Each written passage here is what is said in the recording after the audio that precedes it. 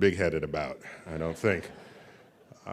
Indeed, my wife is a graduate of Rice University, and somehow, of all the things that she remembers most, what I seem to hear most about, it was Baker Beer Bike, right?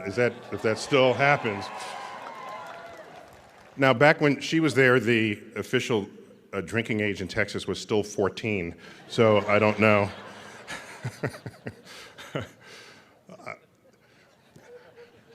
Now, why am I asked to deliver this commencement address?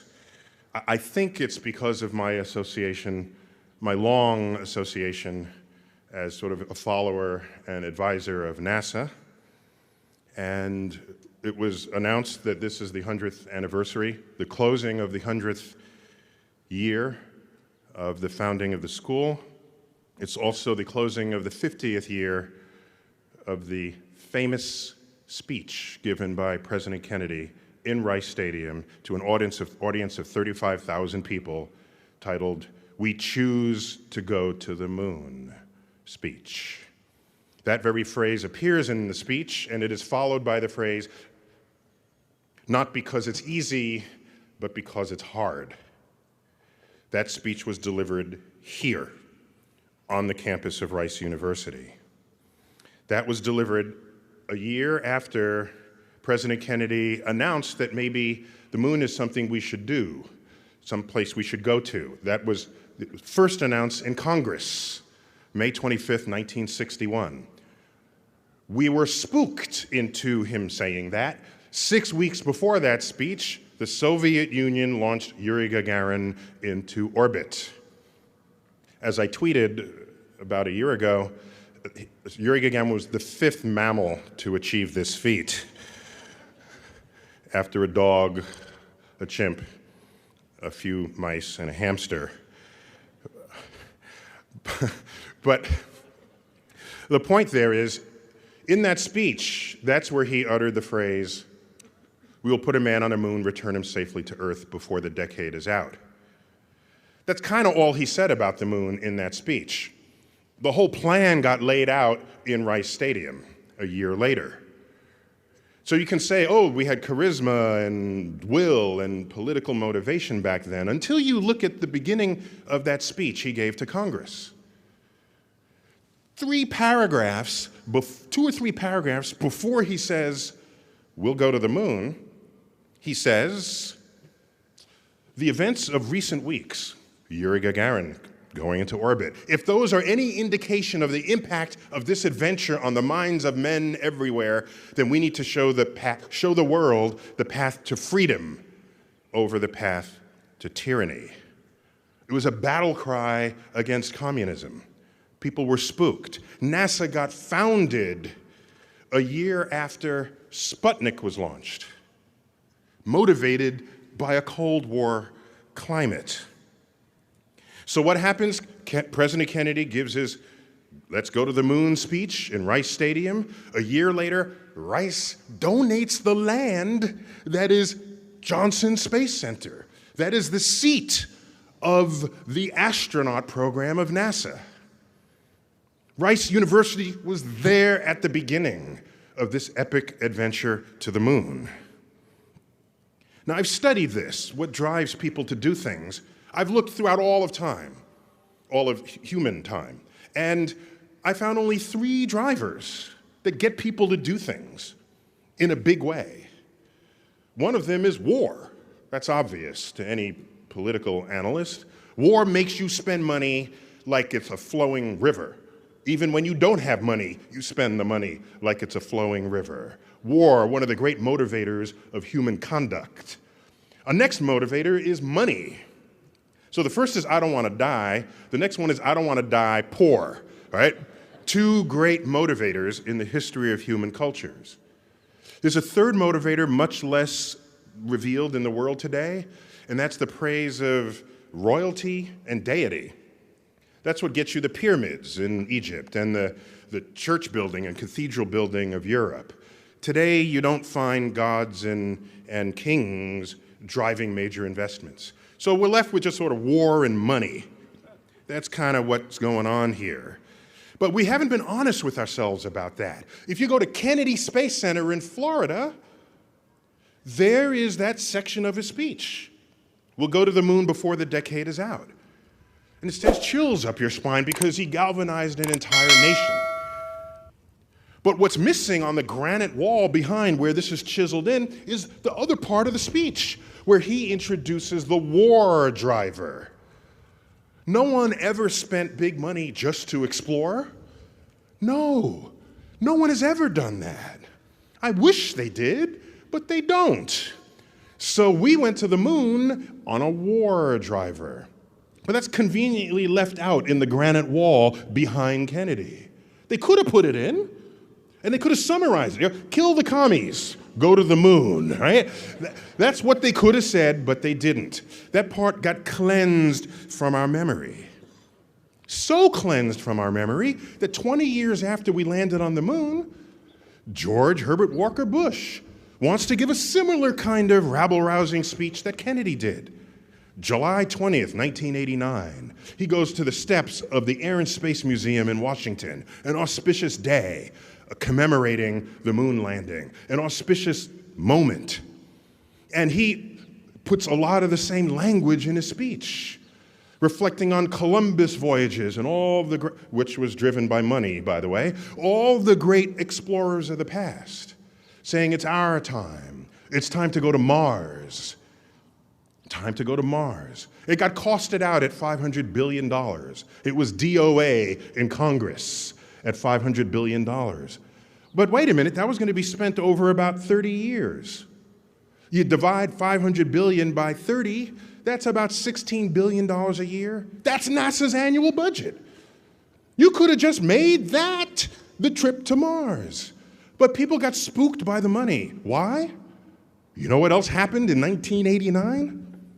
Peace broke out in Europe. That's what happened in 1989. The war driver evaporated. No, we didn't go to Mars. No. And people are saying, oh, we lost our drive, we lost our will. No, it's the same will we've ever had. We just weren't threatened. That's a sobering thought. But there's a solution in there, I think. There's a solution. How about the money driver? Do you realize in the 1960s, the GDP per capita of the United States rose 35% across that decade, and it hasn't risen that high since? In fact, in the decade of this century, it rose 0% between 2000 and 2010. It'd been dropping ever since. Of course, there's a lot of complex analysis related to that. But all I'm saying is, one could say that going into space inspires people. You can remove the war driver and say it'll boost our economy. Not just spin-offs. You always have spin-offs. Who doesn't love a good spin-off? But it inspires people to innovate. Headlines. We're going to the moon. We're going to Mars. We're looking for water. We're looking for fuel. We want to deflect an asteroid. These headlines hit the press. And you shape a nation into one that becomes an innovation nation. That's what was going on in the 60s. Everybody was thinking about the future. That was the bloodiest decade on American soil since the Civil War 100 years earlier. Civil rights movement, campus unrest, 100 servicemen dying a week in a hot war in Southeast Asia. We were in the middle of the Cold War. 1968, the bloodiest year in that decade, 2 assassinations. Apollo 8, an unheralded mission. Hardly ever hear of Apollo 8. The first mission to leave Earth and go someplace other than orbit. It went to the moon. Didn't land, but it went to the moon. December 1968. It orbited the moon, came around the backside. They held up a camera, and there was Earth rising over the lunar surface. That, to this day, is the most recognized photograph of anything at any time, of any object. Earthrise. And there was Earth, not as we had ever seen it. It was in display as nature would have you absorb what it is. There was Earth, not with color-coded countries.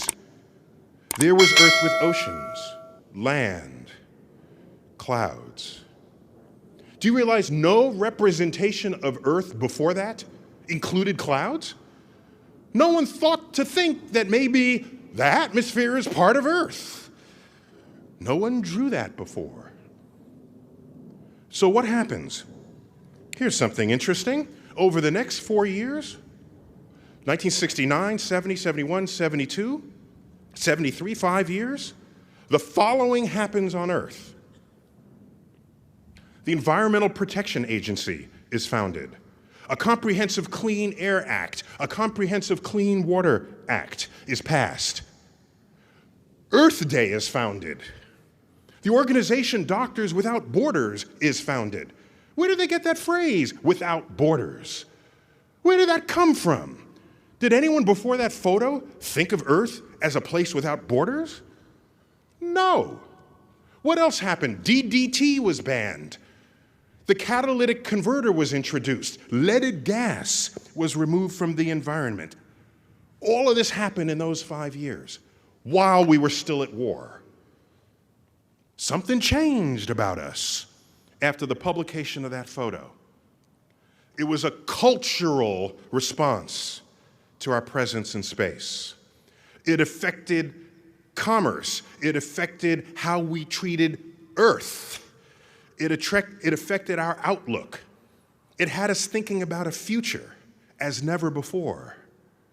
The World's Fair in New York City was all about the future. All about the future.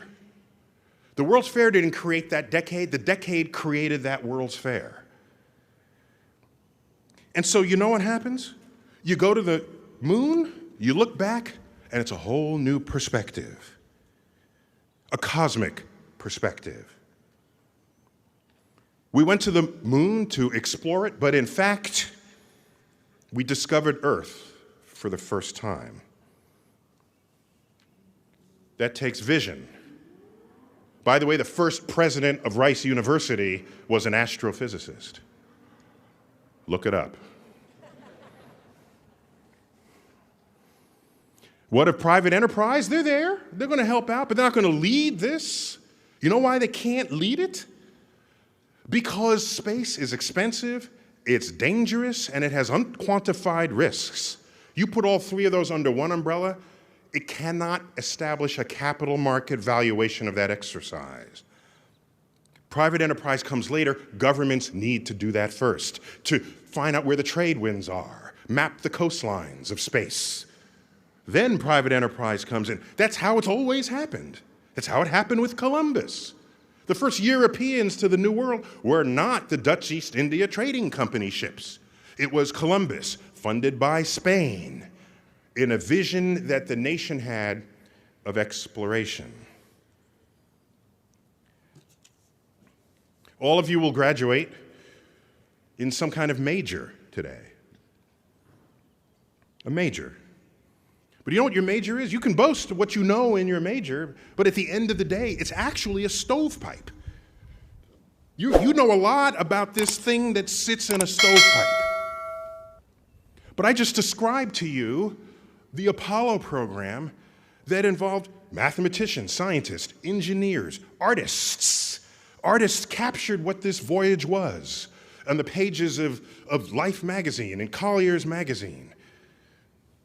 Artists, engineers, lawyers, yes, there are lawyers in there too.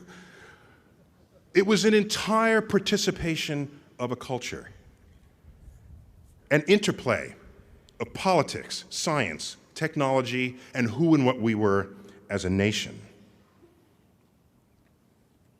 So your diploma is really not a ticket to show off what you know. You know what it really is? It's permission to admit to yourself how much you still have yet to learn. And you know what's still left to learn? All the things that come together when great things happen in a nation, when great things happen in a world. As I said, the science, the art, the geopolitics, All of that matters. All of it. Nothing happens without some touching of all of those branches of culture. There is no solution to a problem that does not embrace all that we have created as a species. So I can tell you the original seeds of the space program were planted right here on this campus. And I can tell you that in the years since we landed on the moon, America has lost its exploratory compass. But I know the talent that is seated here, because I have conversations with my wife. I know who's in front of me right now. I know what legacy means. I know what happened here 50 years ago. I know all of this. And I can tell you that now is the time for you, the class of 2013, to lead the nation as Rice graduates once again. Thank you all for your time.